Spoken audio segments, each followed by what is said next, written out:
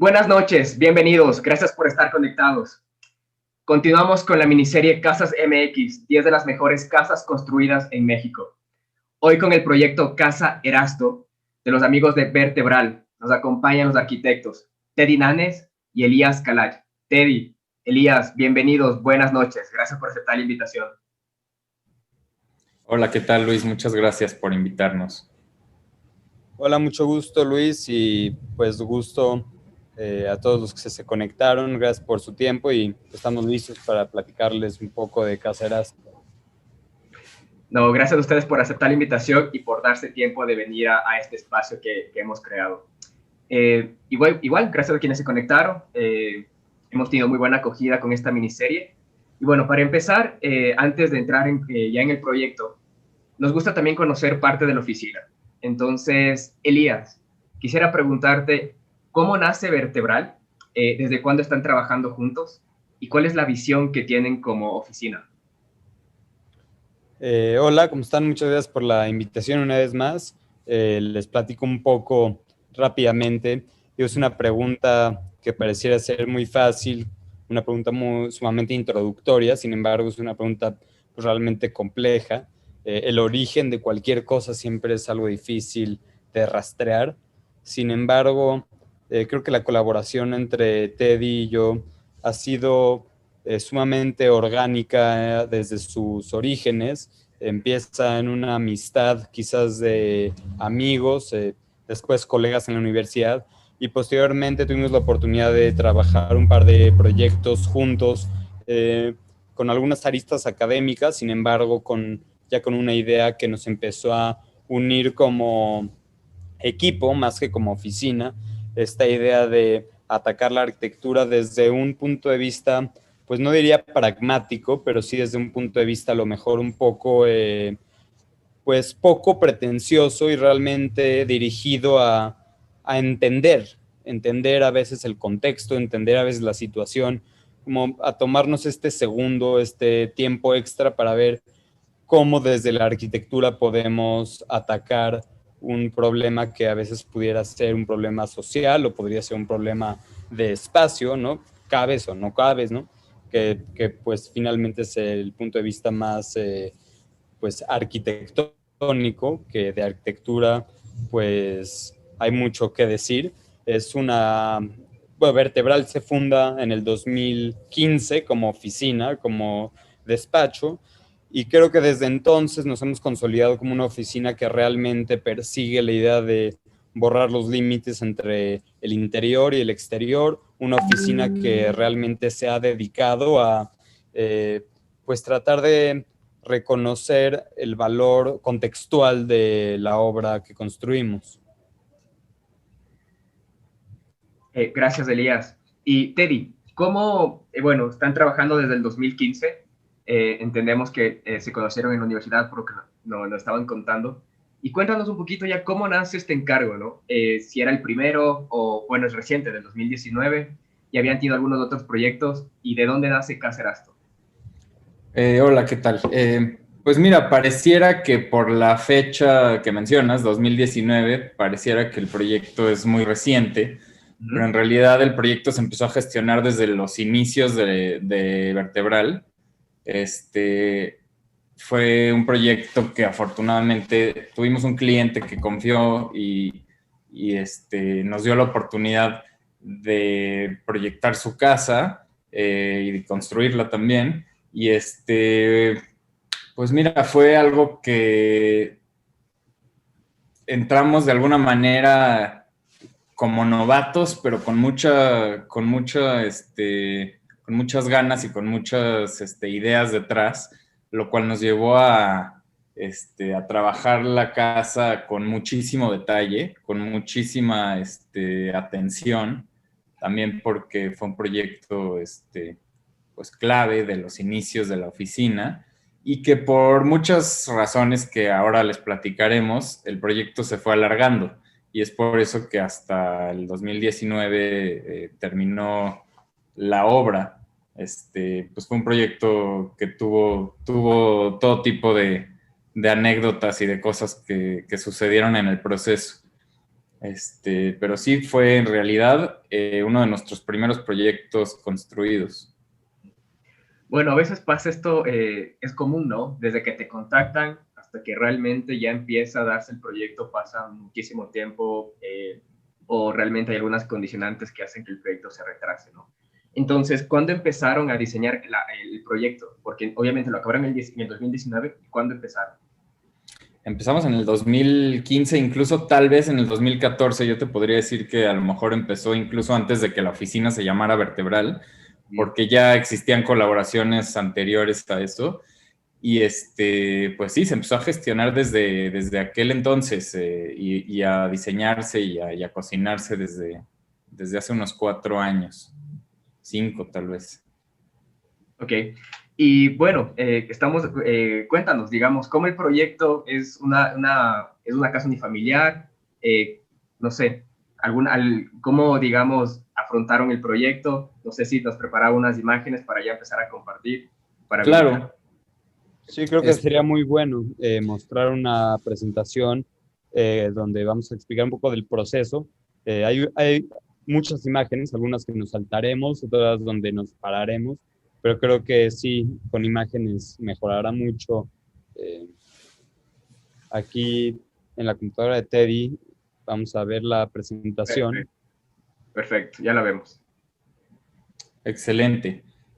Pues sí, como decía Elías, nos vamos a ir un poco como por todos lados con la presentación porque no tiene ningún orden específico, pero pues sí, claro que nos sirven las imágenes para platicar pues la manera en que salió este proyecto y poderles platicar cosas que a lo mejor no se ven siempre Sí, nada seguro. más viendo las fotos, ¿no?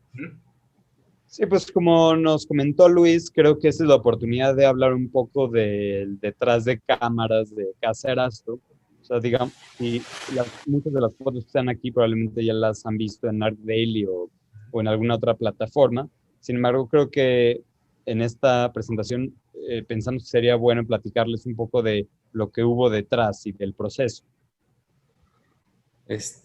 Bueno, ahora sí, sin más, a lo mejor podemos empezar. Sí. No sé si tengas alguna idea como para cómo irlo platicando, Luis, o solo empezamos. A ver, yo tengo algunas consultas, ¿no? Ya había Sí. visto el proyecto y seguro tengo algunas consultas, pero me gustaría también que ustedes nos vayan desglosando, digamos, de acuerdo a lo que fueron preparando. Y también le pido a la gente que cualquier consulta nos deje en los comentarios y también se las voy pasando, Claro, ¿cierto? con gusto. Entonces, digamos, podemos empezar tranquilamente, cuéntanos, digamos, del proceso, cómo lo hayan preparado y vamos conversando respecto a lo que nos prepararon. Excelente. De acuerdo. ¿Quieres empezar, Elías, o empiezo? Pues podemos, pues sí, Sí. Siguiente lámina. A ver, un momento. Ahí estamos. Sí la ven, ¿verdad? ¿Ya la segunda? No, yo no. Ah, ¿no? No, se ve la primera. No sé por qué.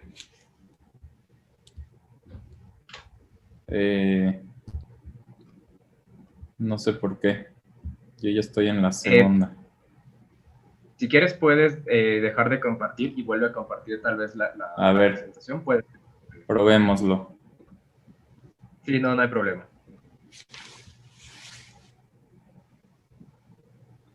¿Ya vemos la segunda o todavía no? A mí me parece que estás empezando a compartir. Sí, está en negro.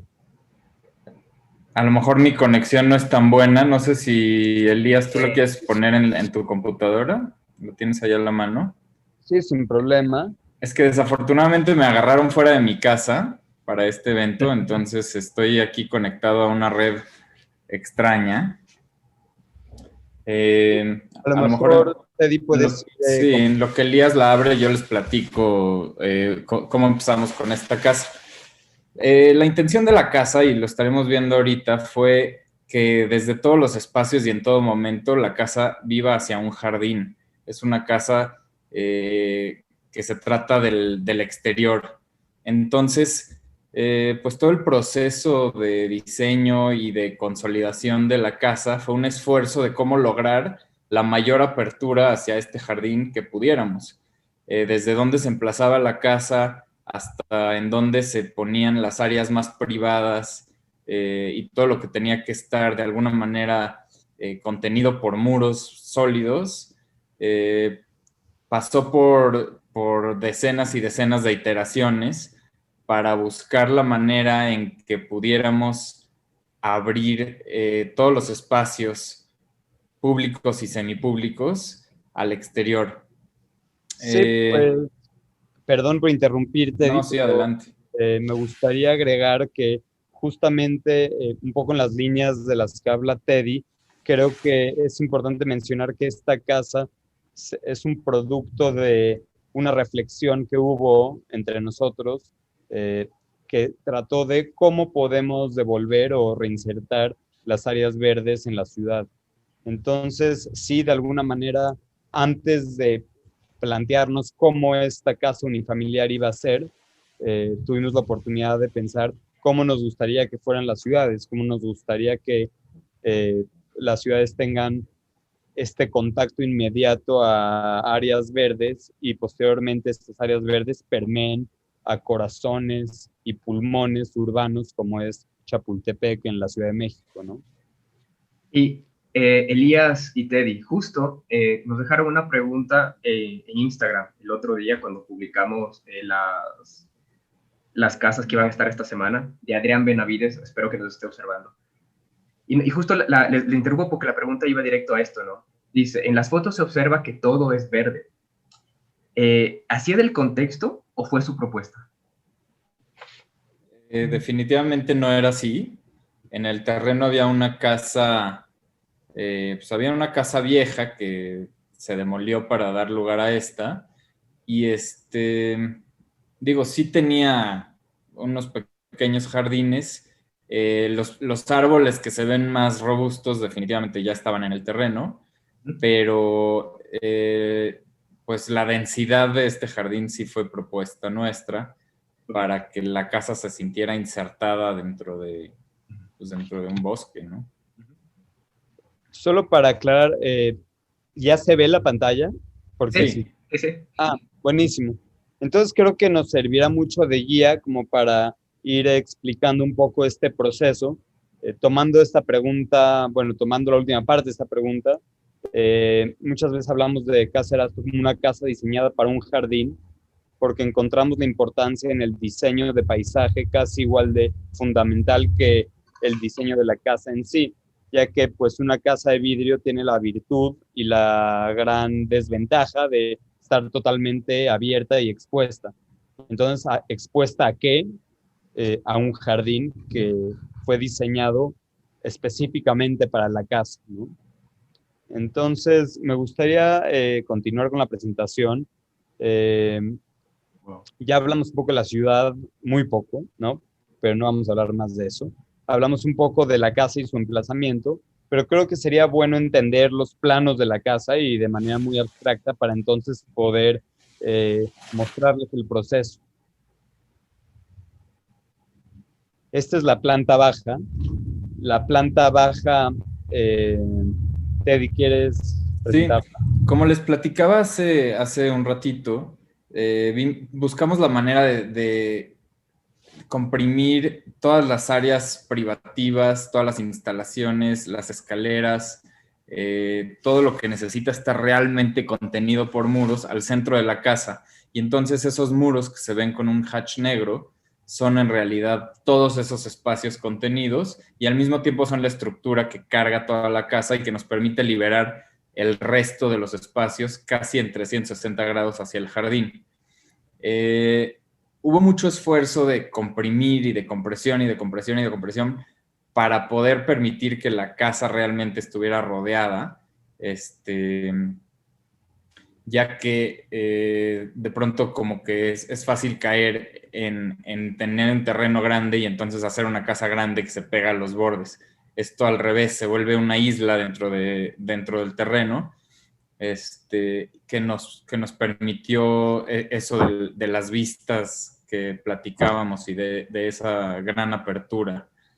De acuerdo, y hablando un poco en estas líneas de la compresión, creo que el tema de los núcleos, de encontrar este núcleo, no solo de carga, pero este tronco que de alguna manera mantiene todas las instalaciones sanitarias, hidráulicas, de escaleras, ¿no? O sea, estos núcleos que realmente son la casa en sí, para entonces entender el perímetro de la casa como estas terrazas, algunas en condiciones pues cubiertas por vidrio, pero sin embargo estas terrazas, estos espacios ambiguos que empiezan a difuminar este límite entre el interior y el exterior. Entonces nosotros nos gusta creer que la casa es el núcleo de 6 por 6 y que el resto de los espacios, que es la cocina, el comedor, la sala y el área de biblioteca y del piano, son estas terrazas que empiezan a actuar como satélites de la casa en sí. Y esto creo que se refleja de manera mucho más clara en los siguientes niveles. Aquí una vez más está muy clara la composición en la que el núcleo, en donde el núcleo más bien conserva las áreas más íntimas, y no solo las más íntimas, pero las áreas donde se requiere de mayor privacidad y áreas de instalaciones, áreas de intimidad en este mismo núcleo, y de ahí se empiezan a desprender estas terrazas que son las recámaras rodeadas de vegetación, donde hay este gesto que de un cuadrado a lo mejor se convierte en un trapecio para ir generando un poco más de privacidad a las habitaciones, ¿no? Entonces, como que la casa de alguna manera se cierra en sí misma a través de un jardín perimetral en cada nivel, siempre permitiendo las vistas más largas posibles. Entonces, aquí es la recámara principal que se conecta a un estudio, y último nivel habitable, pues, son 2 recámaras más que una vez más tienden a tener este ángulo, digamos, angular o obtuso, depende de dónde lo veas, ¿no? Pero para generar este espacio exterior, esta terraza, y una vez más tratar de emplazar un diálogo con el exterior. Y bueno, por último, creo que es muy importante aclarar que en nuestra oficina siempre ha habido la filosofía de aprovechar la famosa quinta fachada, o para nosotros la azotea, ¿no? Creemos que la azotea es este espacio que pues es un espacio residual. Para nosotros es muy triste cuando tenemos la posibilidad de ver las ciudades desde las alturas, ver este vasto paisaje de impermeabilizante asfáltico rojo y verde totalmente desaprovechado. Creemos que por un lado las ciudades tienen la posibilidad de densificarse y a lo mejor crecer verticalmente para empezar para dejar de expandirse horizontalmente, pero también creemos que dentro de su expansión actual hay espacios desaprovechados que se pueden convertir en espacios recreativos y en espacios que pueden generar una invitación a la biodiversidad al cambio climático, porque creo que las azoteas verdes finalmente mitigan mucho de este reflejo de UV y del calentamiento de la atmósfera, etcétera. Pero bueno, dejando esto a un lado, creemos que es un espacio totalmente virtuoso para aprovechar, para jardinar y para vivir como un jardín más, ¿no? El jardín en la azotea. Si quieres, Teddy, tú... Sí, este es un corte muy interesante en donde se puede ver todo lo que platicábamos antes en la misma imagen.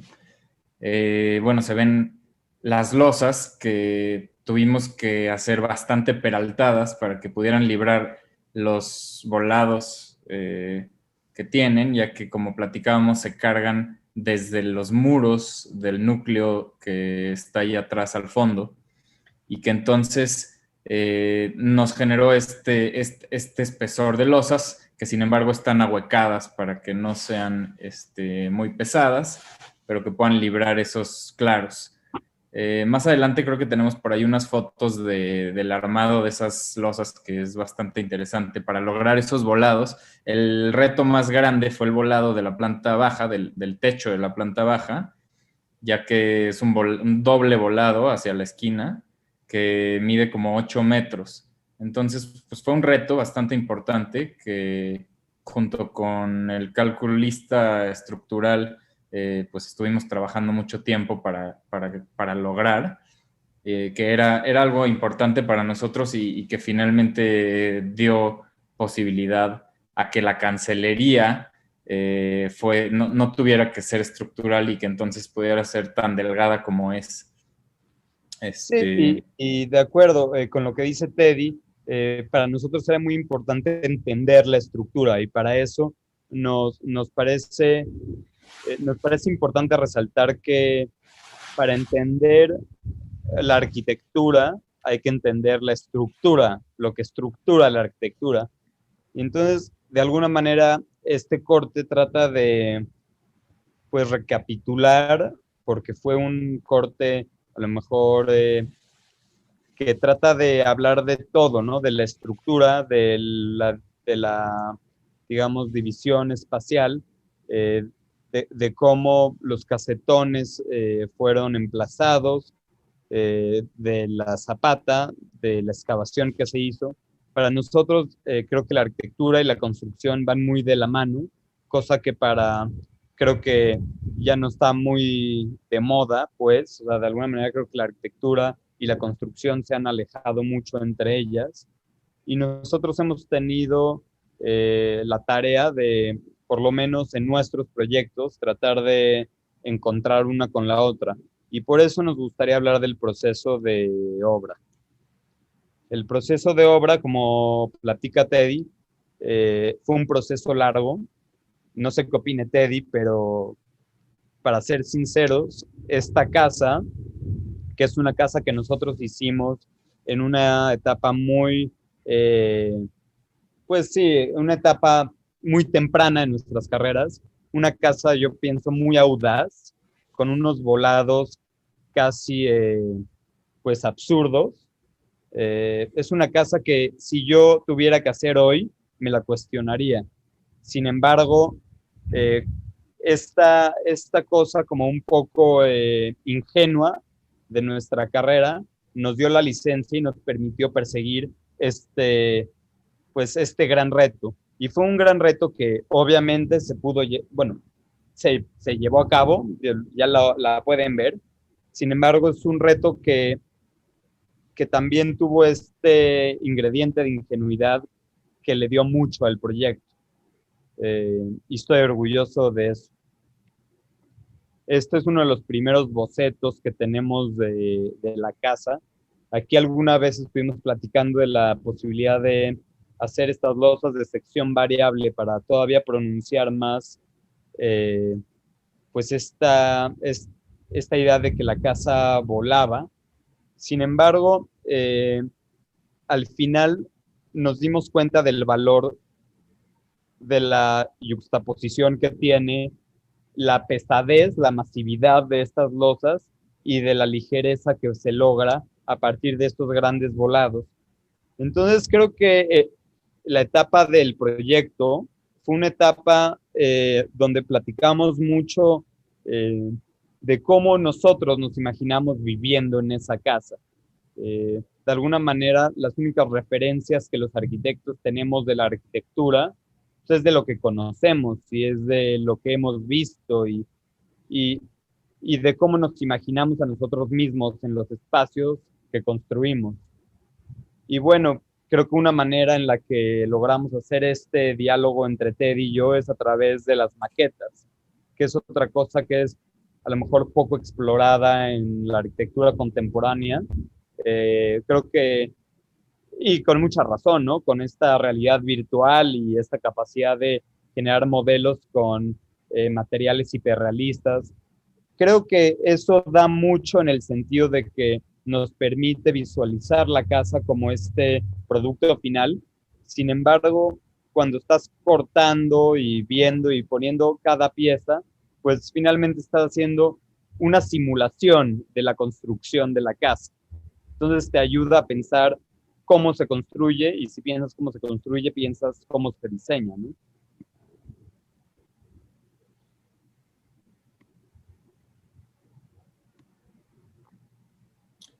Esta imagen, por ejemplo, es de la casa que estaba ahí antes, ya en un proceso de, pues a la mitad de la demolición, pero pues se conservó. Curiosamente, la casa anterior tenía una distribución bastante similar a la casa que acabamos haciendo, sin embargo, obviamente era una casa mucho más cerrada, que no tenía este diálogo con el exterior, que no tenía pues tenía un aspecto bastante más colonial, clásico,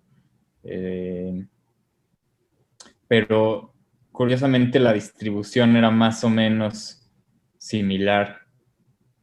Tenía esta torrecilla central que aquí se ve ya media demolición, pero de ahí empezaron a surgir los espacios. Y pues también reconozco que esta casa tiene ciertos elementos que la nuestra nunca obtuvo, y creo que la arquitectura y la idea del proceso y del progreso en sí de la arquitectura, pues construye mucho y deja mucho atrás a la vez. O sea, creo que extrañamos ciertas cosas que tenía esta casa, sin embargo, reconocemos el valor que tenía, y de alguna manera tratamos de respetar un poco la distribución que ya tenía de la ubicación de, por ejemplo, los espacios públicos, y los retomamos en el programa de la casa. Ahora, pues, como pueden ver, la casa ya no está aquí y ahora solo hay un hueco. Este gran hueco fue pues el espacio que ocupa la cimentación de la casa. Wow. Como ustedes sabrán, pues la casa trabaja casi como un alfiler, y los momentos estructurales que tiene son enormes. Por lo tanto, se tuvo que hacer una excavación pues bastante profunda. Yo creo que tendrá unos 6, 8 metros, que además posteriormente se utilizaron como cisterna.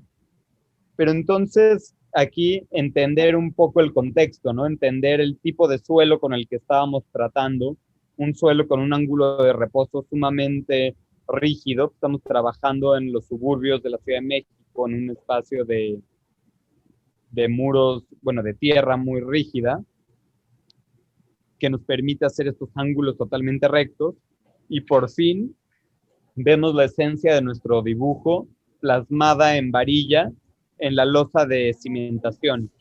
Esta fue la primera vez en el proceso de obra donde tuvimos la virtud y la suerte y el gusto, más que nada, de ver el trazo de los muros de este núcleo de 6 por 6 metros que concebimos por 4 años.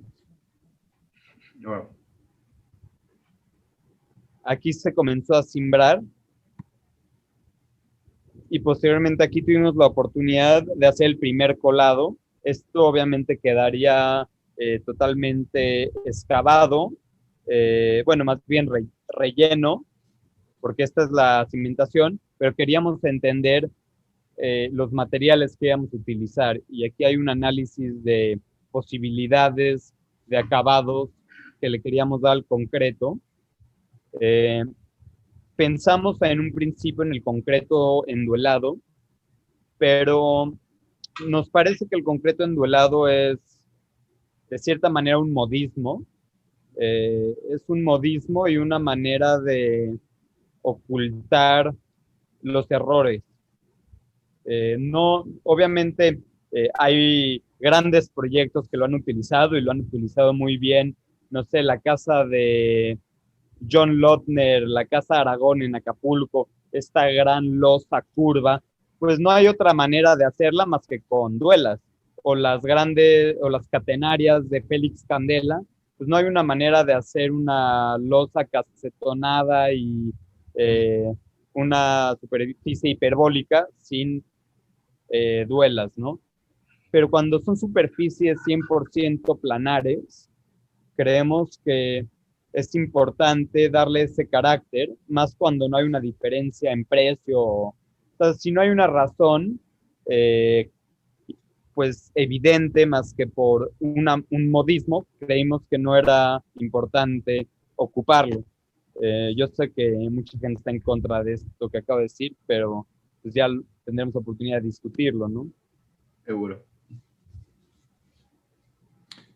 Este es un detalle que se estuvo trabajando. Es parte de la cimbra que usamos en las troneras, que son estas ventanas largas que hay en los baños, en las escaleras, en algunos de los espacios, y que quisimos incorporar desde el colado. Entonces se hicieron incluso maquetas de la cimbra para ver cómo es que íbamos a meter estos cajones de madera para que quedaran preparados para después recibir a las placas de acero que los cerraban y que son unas placas que rotan en su propio eje, que pivotean. Pero entonces hubo este trabajo también de maqueteo pues de la cimbra, incluso para poder ir haciendo pruebas en los colados y demás. Son esas que se ven del lado derecho, esas ventanas verticales. Entonces la misma cimbra nos permitió que el concreto tuviese la forma necesaria para que ya solo fuera una placa convencional, recta, plana, la que pusimos, y que pudiera rotar y sellar el hueco. Esta foto es de un momento en el que hicimos un colado y resultó que el concreto venía segregado. Nosotros no sabíamos ni siquiera que eso podía pasar, y resultó que después de unos 10 días que estaba cimbrado esto, ya habíamos seguido por arriba con la obra y de pronto quitamos la cimbra y nos encontramos con esto. Resulta que sí, que lo que dejamos gran parte de este accidente, justo como dice Teddy, lo encontramos y nos pareció que en el proceso, digo, la parte que pudimos rescatar, la parte que no comprometía la estructura que cargaba el edificio, nos pareció que era bonita la idea de conservar esta memoria, como la obra también tiene estos caminos hacia un producto que a lo mejor desde la arquitectura nunca se pudo haber concebido, ¿no? Como estas incertidumbres, como este ingrediente que la vida real le inyecta a esta vida conceptual de la arquitectura.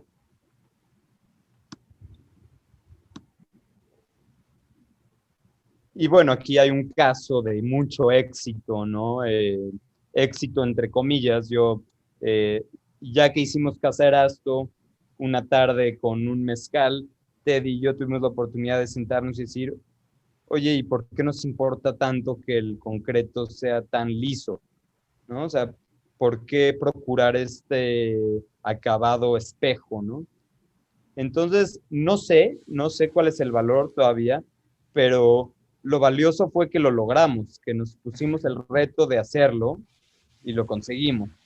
Si volvería a empeñarme tanto a que queden tan reflectivos, no lo sé, pero para mí fue muy valioso poder concebir algo desde el concepto, desde citas con proveedores, con carpinteros, ¿no?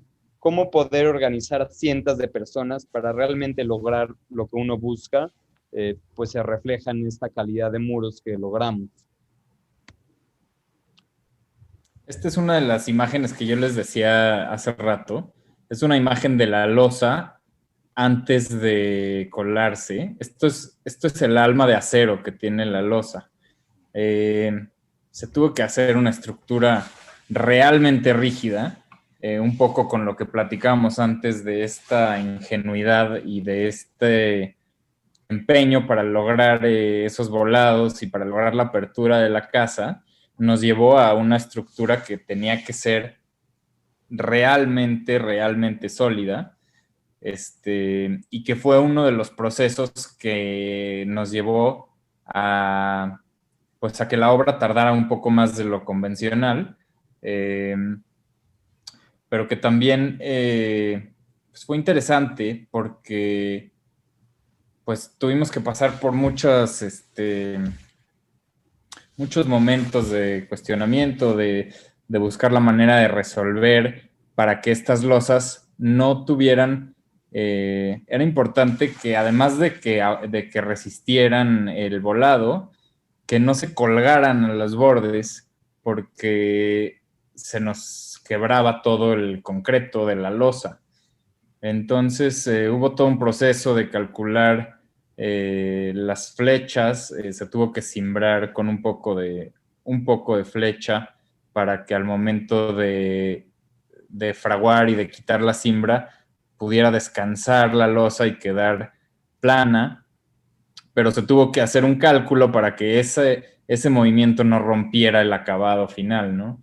Sí, Entonces, perdón. sí. No, sí. No, pues quería abordar en esta misma imagen un poco lo que habíamos hablado anteriormente. La primera pregunta que me hicieron de si la casa, que si el contexto ajardinado de la casa ya era así o se hizo, pues creo que aquí hay una imagen donde claramente se ven los linderos del predio, donde se puede ver estos muros que además nosotros encontramos sumamente bellos en el sentido de que son una radiografía de lo que hubo, que además, si luego tienen oportunidad de echarle un vistazo a las fotos de la casa, tomamos la decisión de dejar aparentes todas estos registros de la casa anterior. La casa, bueno, el muro no se le dio ningún tratamiento más que una limpieza y lo pintamos con un estuco de tierra. Más bien, le pasamos tierra y un poquito de pintura verde para que se mimetizara con el jardín y para que empiece a sacar un poco de moho. Sin embargo, pues todas estas grietas del acabado y eso decidimos que de alguna manera le daban un gran valor a la materialidad del muro, ¿no? Y lo dejamos. Como bien habló Teddy, pues estos grandes volados ocasionaron un esfuerzo tremendo para lograrlos y creo que en esta foto se puede ver, ver realmente lo que se logró con ese gran volado, ¿no? Creo que algo muy importante y bueno, no es si triste, pero hay un punto en la obra para mí, o sea, hay un punto cuando la obra está en este momento, como que la estructura ya está, pero todavía no hay canceles, pero ya está limpio, pero donde a lo mejor es el mejor momento de la estructura, casi mejor que hoy, ¿no? O sea, hay momentos de la estructura que me gustan más así que como la veo en las imágenes hoy, porque a lo mejor se está romantizando eh, el, el, el, la esencia del concepto arquitectónico. O sea, creo que esta foto habla de esa romantización de lo que concebimos. Y luego ya vienen las partes más utilitarias, como es el cancel, el baño, el acabado. Pero, pero este es el espacio que nosotros realmente concebimos hace 5 años, ¿no? Y hablando de esa ponderación, o sea, de cómo ponderamos en resolver cada uno de los detalles de la casa, cómo empezamos a ver estos elementos estructurales como a lo mejor elementos que podrían convertirse en nichos para libros, que además podrían convertirse en estos elementos de luz, ¿no? Que permitan ver hacia afuera, más bien que permitan luz, pero que no comprometan la privacidad. Y es este discurso que se va traduciendo a la obra negra, que se va traduciendo pues a algo final.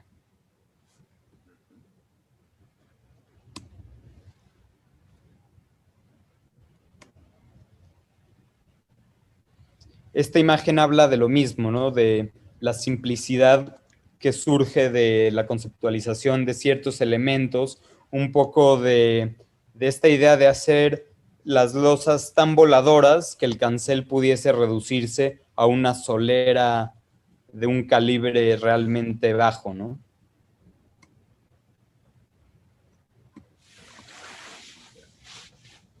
Y esta imagen que habla de los momentos en la obra que son importantes para la obra. No sé, el Día de la Cruz es un día pues muy importante para la gente que trabaja la obra. Para nosotros fue interesante entender lo que ellos pensaban de la casa y, y de alguna manera se logró un tipo de orgullo porque ellos mismos, o sea, los obreros que a lo mejor nos enseñaron a hacer ciertos detalles que nosotros teníamos mal dibujados porque no sabíamos suficiente construcción y ellos sí. Se logró, creo que esto simboliza esa retroalimentación, como este orgullo al trabajo que ellos hicieron junto con nosotros, porque este altar creo que de alguna manera es como que refleja como espejo el cariño que nosotros le invertimos a la casa, ¿no? O sea, creo que la estructura de este altar podría sonar, no sé, un poco payaso, pero creo que cómo se pensó esta estructura, cómo se pensó el altar en sí, fue algo que a nosotros nos dio una señal de cariño y de que esta obra se estaba haciendo por brazos humanos y no por el AutoCAD, ¿no? O sea, como que no es el AutoCAD la que construyó esta casa.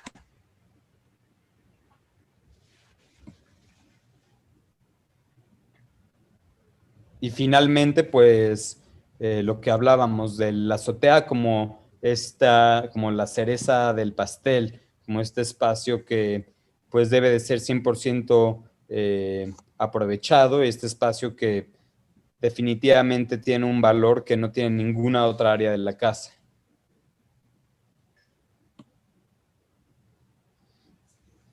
Y bueno, si quieres, puedes hablar Sí, un poco del...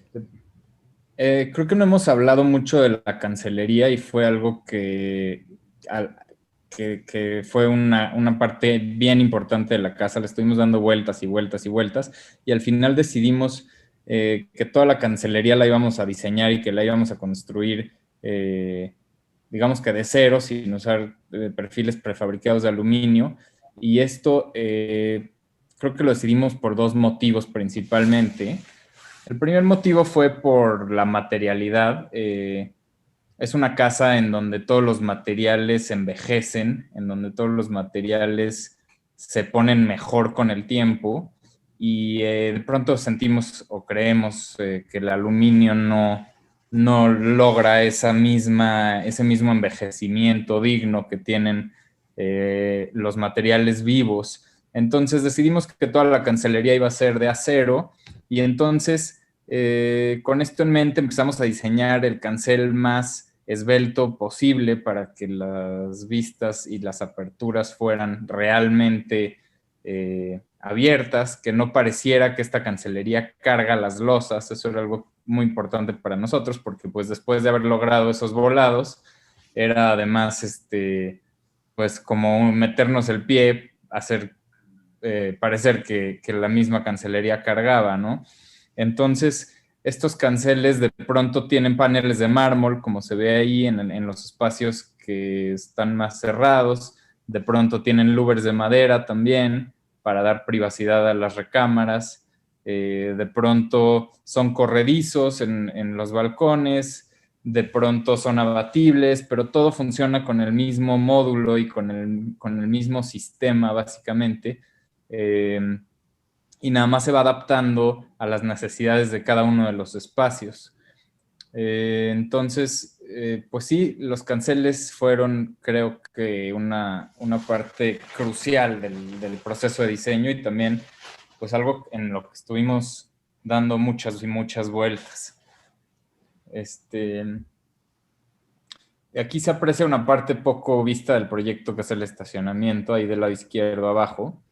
y que se entierra para poder seguir con el jardín encima, ¿no? Era también pues algo bien, bien importante para no ver, le quitaría muchísimo el sentimiento y la magia de habitar un jardín si tuvieras ahí tu auto, ¿no? Es importante para nosotros que esta casa se sienta como si saliste de la ciudad y estar pues en contacto con esa parte, pues no era algo que queríamos tener.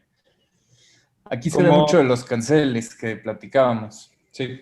exacto, yo quería resaltar un poco lo que hablaba Teddy de cómo la arquitectura para nosotros es esta serie de reglas que a lo mejor nos planteamos en un principio y son estas reglas primarias que posteriormente rigen el resto de las reglas secundarias y terciarias. Creo que se trata de poner tú mismo una serie de reglas, que esas reglas vienen con prejuicios, con estilos de vida, con a lo mejor aprendizajes previos y con errores futuros, obviamente. Eh, pero creo que hay que ser fieles a eso, a las ideas que se tuvieron en un principio y llevarlas a sus últimas consecuencias. Y como bien marcaba Teddy, si se lograron estos grandes volados, entonces la regla secundaria era pues, cuáles son los perfiles más esbeltos posibles para que sea evidente que la casa pues vuela, ¿no? Y ya una vez así, la regla terciaria sería, y entonces si no carga, se puede abrir, y si se puede abrir, ¿qué tanto? ¿No? Entonces, las decisiones de cómo se abrían, por qué se abrían y a qué abrían, hablan mucho de lo que para nosotros es la relación con el jardín, la relación con el agua, la relación con, pues, pues sí, con estos espacios a lo mejor exteriores que nosotros siempre sugerimos como interiores. Algunas vistas nocturnas que vuelven a hablar de lo que decía Teddy, como esta cancelería que se repite a cada 88 centímetros tiene la subregla de que si se divide en dos es porque requiere una sección que sugiera privacidad. Y esa privacidad es para generar la recámara o para generar la parte trasera de los gabinetes de la cocina. Y entonces creo que a partir de unas reglas muy claras logramos un proyecto muy complejo. Reglas simples que llevan a un proyecto complejo. Creo que de alguna manera yo diría que esta frase encapsula gran parte de lo que para mí es Caserasto, algo que presume simplicidad, pero que solo se genera a través de la complejidad. Y eso pues genera pues un orgullo, ¿no? Al menos para mí.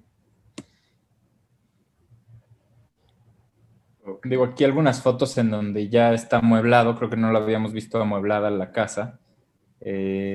Tuvimos un amigo que nos prestó sus muebles para lograr esto, que ese es algo que siempre platicamos, Elías y yo, como ya acabaste la casa y luego cómo le tomas las fotos si no hay muebles, ¿no?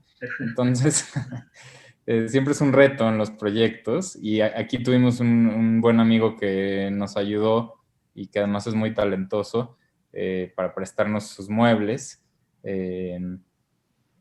y para Sí, que la casa tuviera vida para la sesión exacto. fotográfica.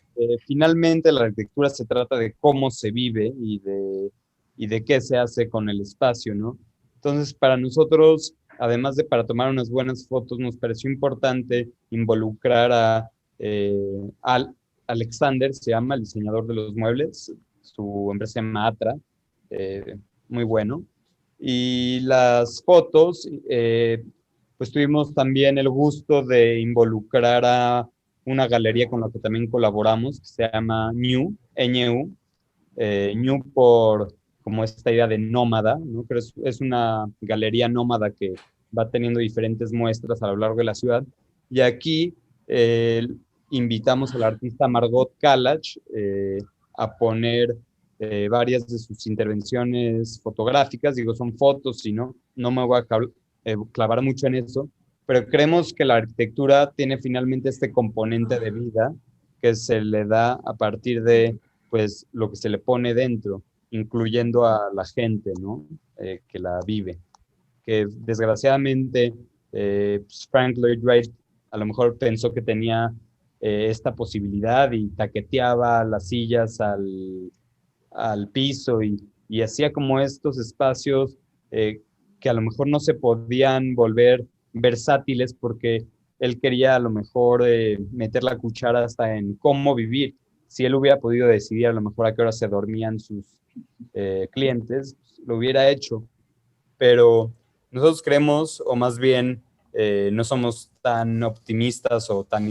No entendemos que la arquitectura es casi como que las casas tienen vida propia. Y entonces, Caseras, habla de este espacio totalmente versátil, a lo mejor no es si anónimo es la palabra, pero este espacio estos espacios que no te dicen qué son de inmediato, sino estos espacios que te permiten decidir qué es esto, ¿no? Si es la sala o a lo mejor es la antesala. Tratar de hacer los espacios más sin significado.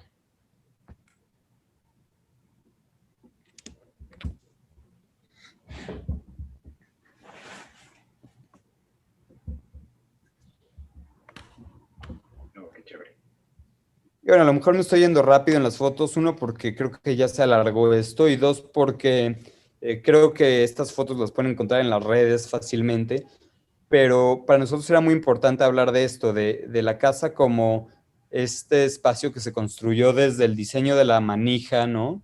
Desde la cancelería a la posición de los moños, al acabado del concreto, a lo que se ve, a lo que se deja de ver. Digo, y lo hicimos porque creemos que así debe ser la arquitectura, no porque este sea un caso aislado. Digamos, no es un caso aislado en nuestros proyectos, pero creo que se ha perdido un poco, a mi gusto, en la arquitectura, esto, ¿no? Como se ha industrializado en el sentido de que, pues si quieres poner canceles, pues hay la opción europea, la opción mexicana que imita la europea, de apagadores, pues están la opción barata, mediana y cara. O sea, digamos que si nosotros hubiéramos querido diseñar a lo mejor también los apagadores, digo, diseñamos las luminarias, diseñamos las manijas, los canceles, pero creemos que la arquitectura se vive desde los detalles más que desde la fachada.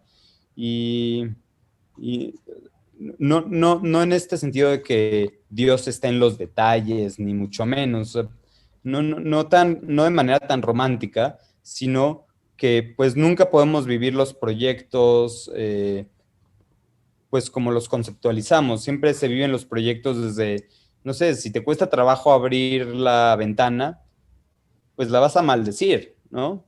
O si te tropiezas en el último escalón porque te quedó un poco más peraltado que el anterior, lo vas a maldecir también. O sea, creemos que la arquitectura se disfruta a un nivel pues de detalle y por eso hay que ponerle mucha atención a los detalles y por eso hicimos nuestro mejor esfuerzo en esta casa. Y bueno, por último, bueno, lo último lo que yo quisiera decir es que creo que en esta casa se logra replantear el lujo, lo que para nosotros es lujo y lo que para nosotros es el lujo del siglo XXI. Creo que el lujo es tener acceso a la naturaleza, acceso a estos espacios verdes. El lujo es tener acceso a la ciudad y a la naturaleza simultáneamente. Tener este espacio que te invita a la tranquilidad y este espacio que te permite quizás contemplar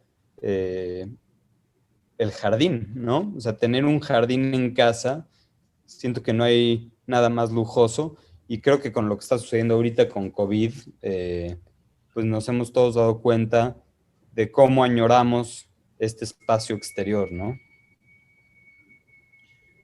Sí, algo que nos dicen mucho cuando la gente ve la casa es, nos preguntan si la casa realmente está en la Ciudad de México, porque no pareciera, ¿no?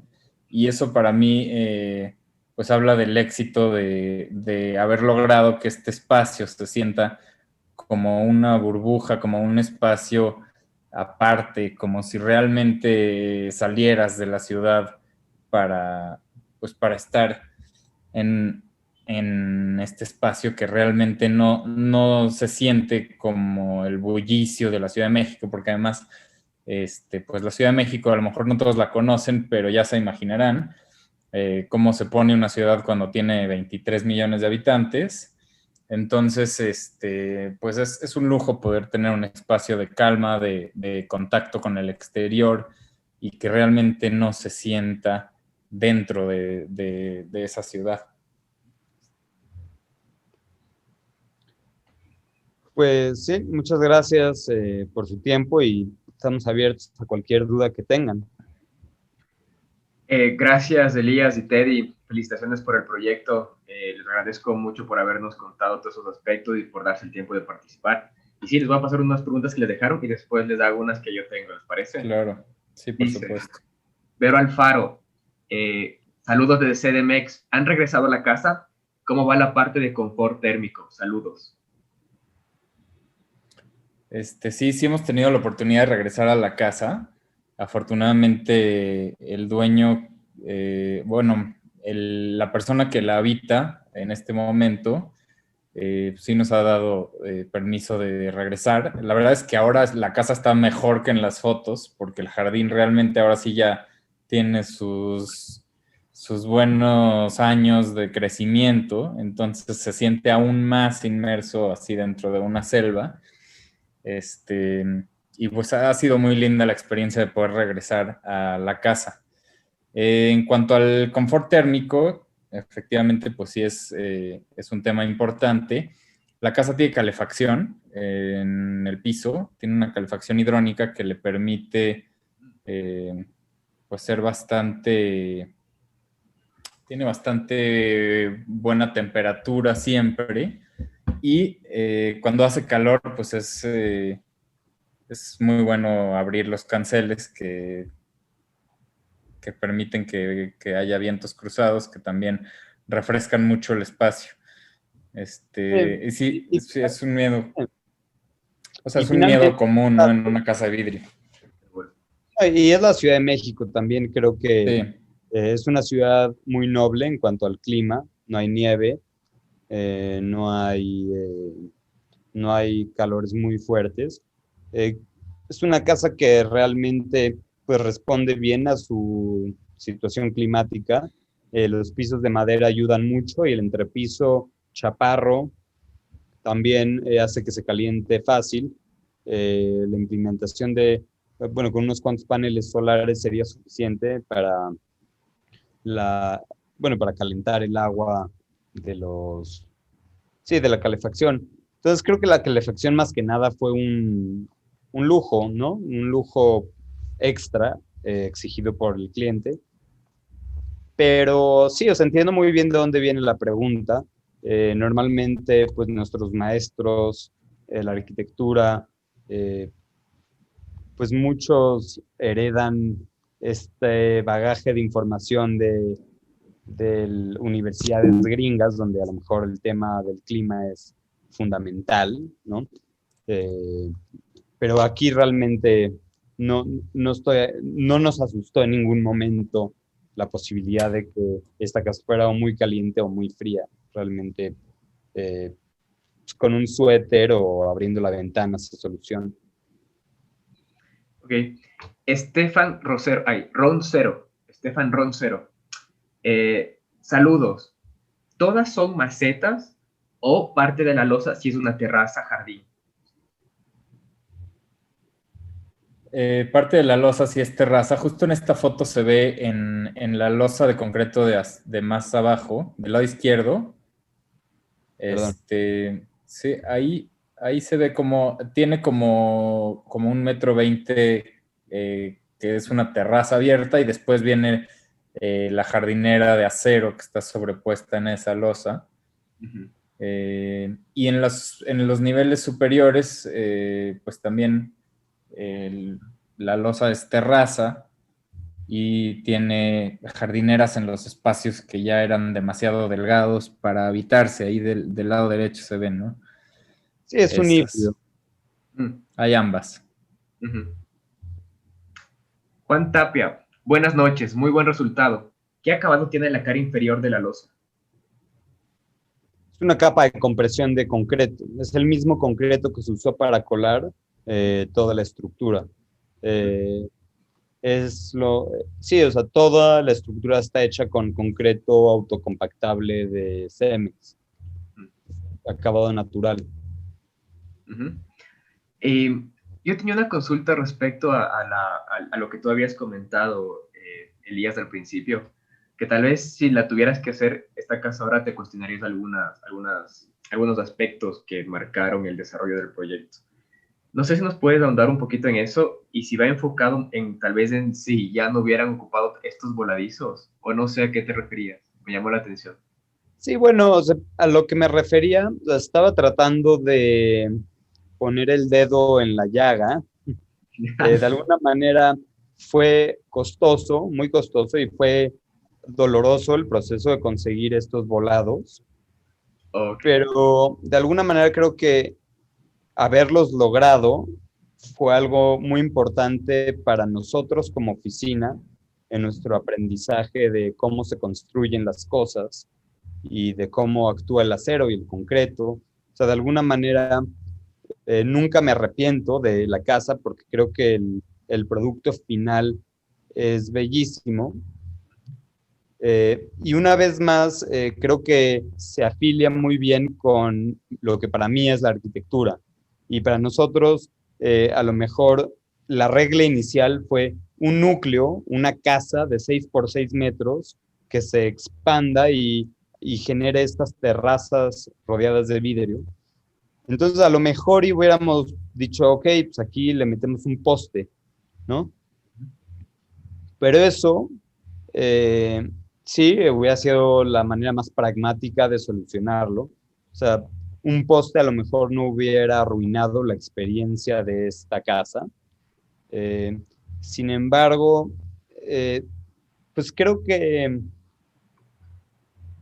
la arquitectura, si se midiera por su pragmatismo, pues sería sumamente aburrida, ¿no? O sea, creo que pues, hay que ser intrépidos cuando hay que ser intrépidos y este fue un acto de a ver hasta dónde podíamos llegar.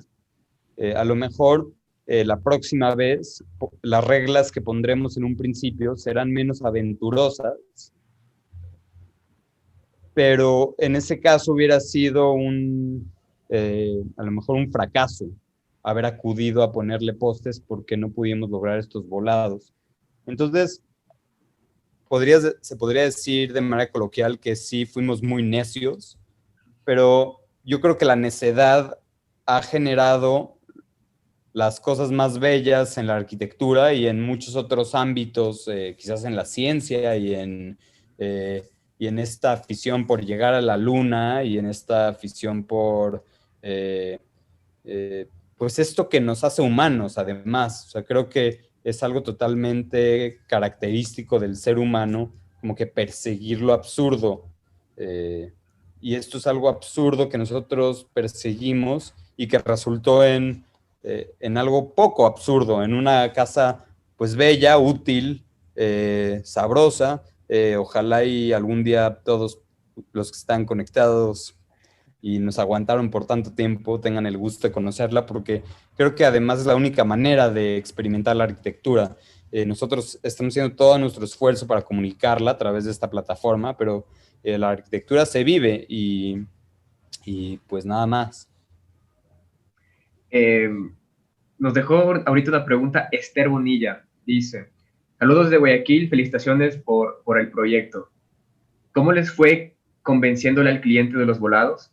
¿O el trato con él fluyó siempre? Saludos.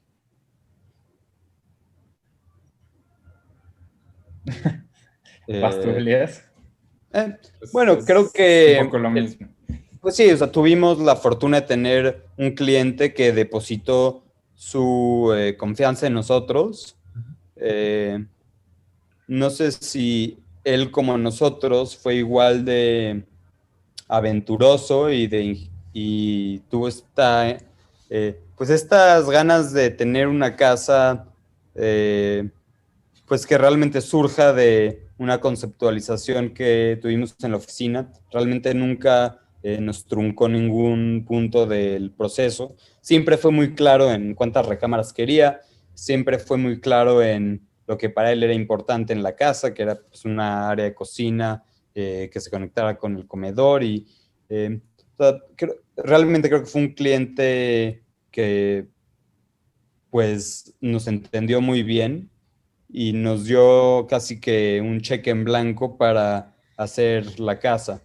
Eso lo agradecemos muchísimo, ahora más que nunca. Ya después de 5 años hemos aprendido que la mitad de un buen proyecto es un buen cliente, cosa que pues en este caso se dio. Uh-huh. ¿Y alguna vez, no sé, tuvieron, por ejemplo, diseñaron alguna configuración diferente a esta o esta siempre fue su apuesta? Sí, hubo muchas configuraciones y hubiera sido muy interesante compartirlas aquí. A lo mejor luego las subimos ahí a nuestras redes para que las vean. Pero pues sí, justo hubo muchas iteraciones que se fueron acercando y acercando y acercando a lo que finalmente quedó de proyecto, ¿no? Pero sí, definitivamente fue algo que se fue transformando. No fue una idea que salió así directo a la primera, obviamente, sino que sí fue un proceso de cambios y cambios y cambios para ir ajustando y que todo entrara en su lugar correcto. Uh-huh. Sí, justo fue en los núcleos, donde los Sí, núcleos fueron donde la casa, o sea, lo que decíamos, este núcleo 6x6 fue una iteración de a lo mejor 20 núcleos diferentes. Ah, wow. Claro, obviamente hay que hacer algunas configuraciones, ¿no? Diego Gaona, en la terraza, ¿tuvieron problemas o cómo fueron sus cálculos con el agua y los drenajes? Y en cuestión de la naturaleza me encanta, pero es complicado darle mantenimiento a los jardines interiores. Saludos. Pues mira, todas las jardineras drenan hacia afuera, entonces de alguna manera el agua se controla de ese modo, ¿no? Porque cae sobre cuando cae sobre los jardines que están elevados, casi en todos los casos cae en una de estas jardineras de acero y de ahí el agua se bota hacia el jardín de abajo, al exterior. Entonces esta fue la manera de controlar el agua. Y en realidad no hay jardines interiores en esta casa, un poco con esa pregunta. Todos los jardines están al exterior, que de pronto sí se sentiría como si están casi que adentro o en contacto con el interior, pero en todos llueve. Sí, a lo mejor en este, ¿no? En esa maceta tal vez podría ser la única que sí está bajo techo. Claro, es que en las fotos se pierde, ¿no? Como hay tanto verde, Sí, esa sí. Esa es la única en donde no llueve. Mm. Por ejemplo, cuando ustedes ya colocaron todas las plantas, digamos, como decían, ¿no es cierto? Me imagino que ahorita eso debe ya estar, pero completamente verde, el doble de lo que se ve aquí. Sin duda. Claro, obviamente la elección de las plantas también debe haber sido bastante meticulosa para que no tengan mucha carga, extra parte ya del volado, ¿verdad? Pues no, realmente no fue así, Luis. Lo que sucedió fue más bien que la selección vegetal fue de acuerdo a la necesidad puntual que se requería, dónde se colocaba esa vegetación. Por ejemplo, sea, la manera en la que nosotros vemos la vegetación, ¿no? Son como elementos o como materiales de construcción también.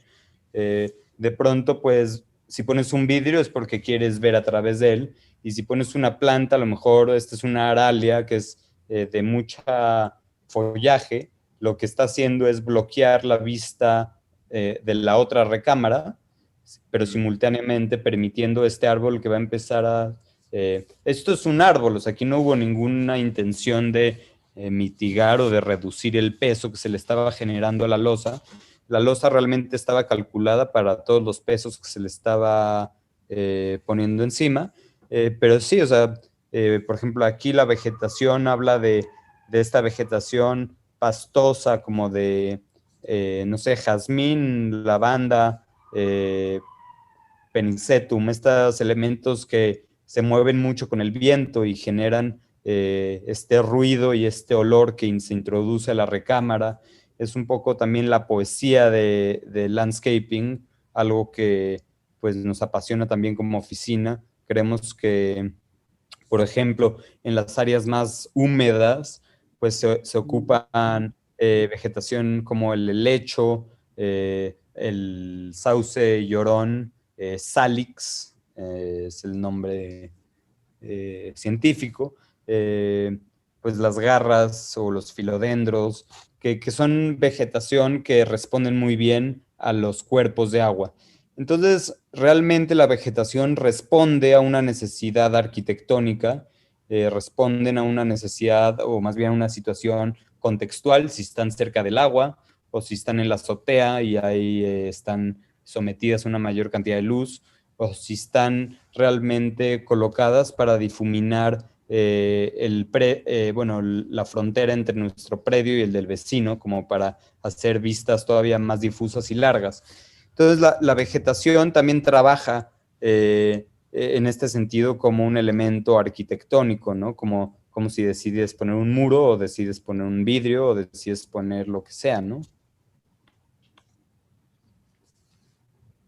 Sí, porque obviamente se ve que bueno, ahorita que nos respondiste, obviamente nos podemos dar cuenta que la selección es bastante minuciosa porque obviamente conoces qué plantas se pusieron, ¿verdad? Y sí, esta foto me parece genial porque literalmente se ve como que estuvieras en un bosque, ¿no? Y me pareció tan buena la primera pregunta que te había hecho, me parece, a ver, creo que era Adrián, me parece que fue. Adrián Benavides, en relación si era el contexto, fue una propuesta, porque obviamente parece que estuviera insertada en un bosque con esta foto, ¿no? Bueno, amigos, y una consulta más, no sé, ¿nos pueden recomendar algún libro o algo que nos dejen? Siempre me parece interesante que los invitados del espacio, de este espacio, nos dejen como un libro o una recomendación o algún arquitecto que de su les parezca interesante y podamos ir a verlos, no sé.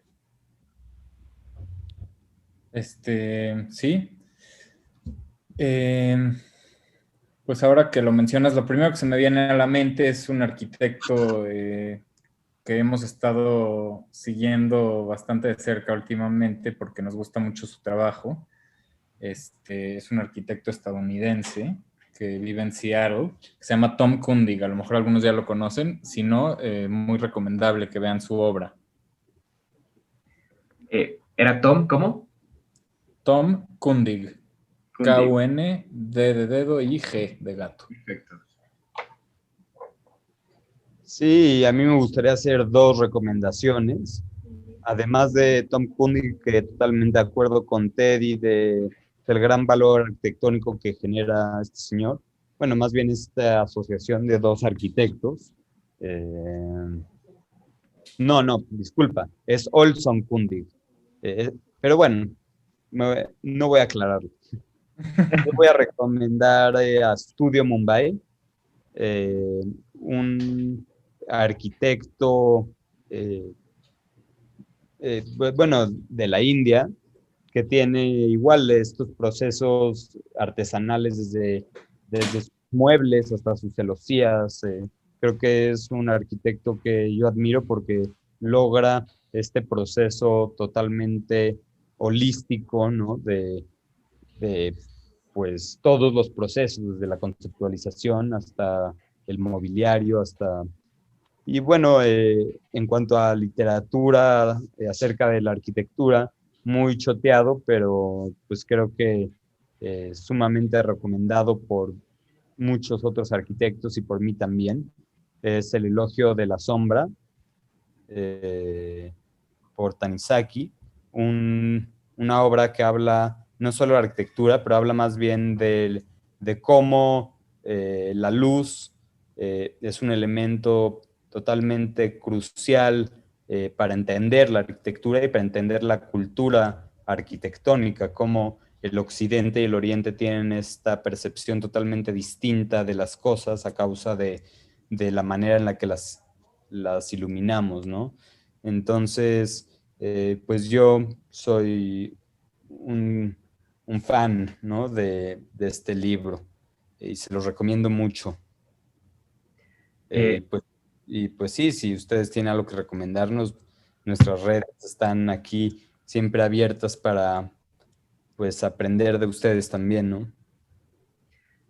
no, gracias, Elias, y gracias, Teddy. Sí, seguro. A mí me parece muy interesante el proyecto. Yo cuando lo había visto, eh, tenía mis cuestionamientos referente a si eran volados o no eran volados, ¿no? Cuando tú ves las fotos. Después cuando ya lees la reseña, obviamente ya te enteras. Pero me parece muy interesante, les felicito por el resultado. Eh, Obviamente las fotos muestran esa intención clara de que esté dentro de un bosque y que parezca realmente que está fuera de un contexto de ciudad y obviamente las fotos lo demuestran así.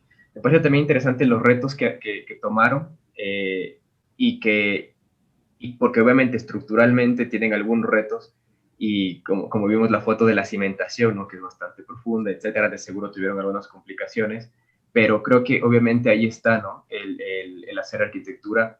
Y aparte, cuando uno inicia, de seguro tiene sus cuestiones y como decían, los maestros saben más que uno y te van enseñando y te van diciendo, no, así no es, ¿por qué no ponemos esto? ¿Por qué no hacemos lo de acá? O esta parte no es así, mejor hagamos esto. Y creo que es lo bonito.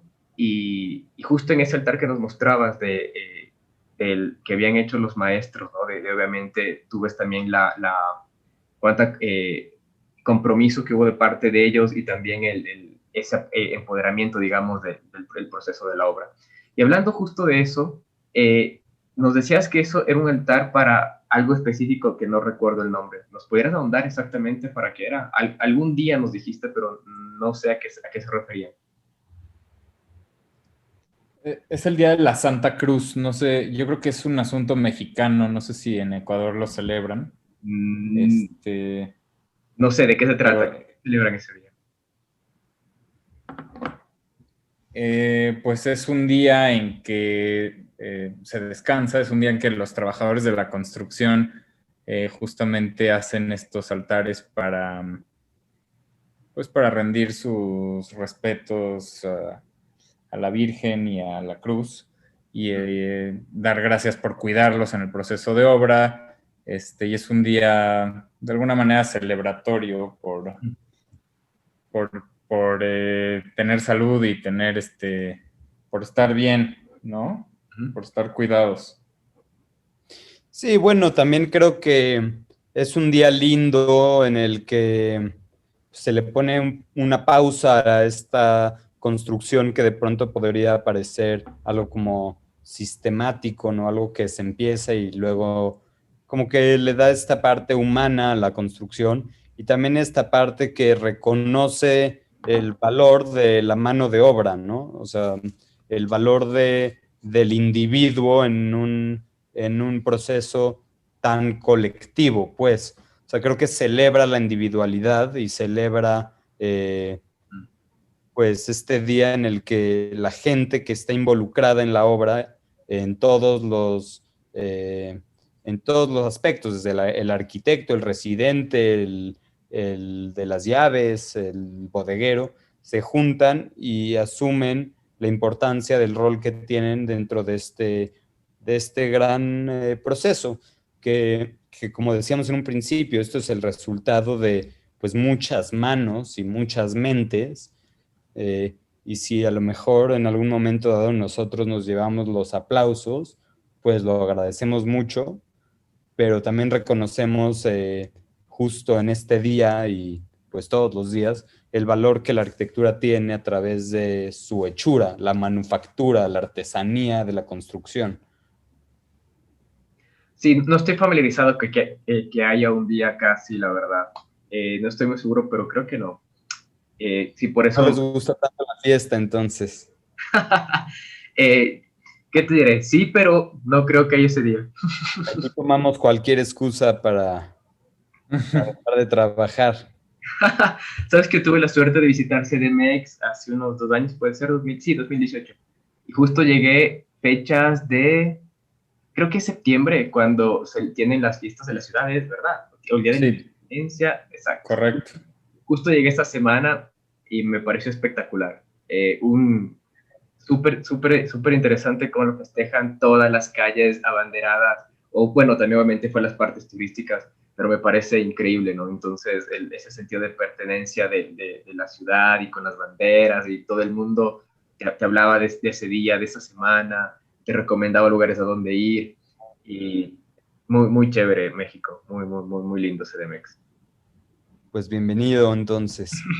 Sí, ustedes también acá, ¿no? Obviamente, si algún día se deciden por visitar Ecuador, completamente bienvenidos y nosotros les damos el tour por acá. Pues muchas gracias a todos por su tiempo. Sí, Estamos si se les ocurre cualquier otra duda o quieren platicarnos algo, pues ahí andamos en las redes, Elías y yo pegados todo el tiempo. Bueno, gracias Elías, gracias Teddy. Bueno, de mi parte, felicitarles por el resultado. Me parece una gran apuesta y un muy buen proyecto. Gracias por también darse el tiempo de participar y gracias a quienes se conectaron. Y bueno, de mi parte no me queda nada más que felicitarles y agradecerles. Así que bienvenidos, este es su espacio. En algún otro momento estamos organizando un montón de cosas, un montón de ideas que tenemos en la mente. De seguro organizamos algo más y les estamos molestando. Así que de mi parte, amigos, muchísimas gracias y gracias a quienes se conectaron. Nos vemos el día de mañana. hasta pronto, muchas gracias. Hasta luego.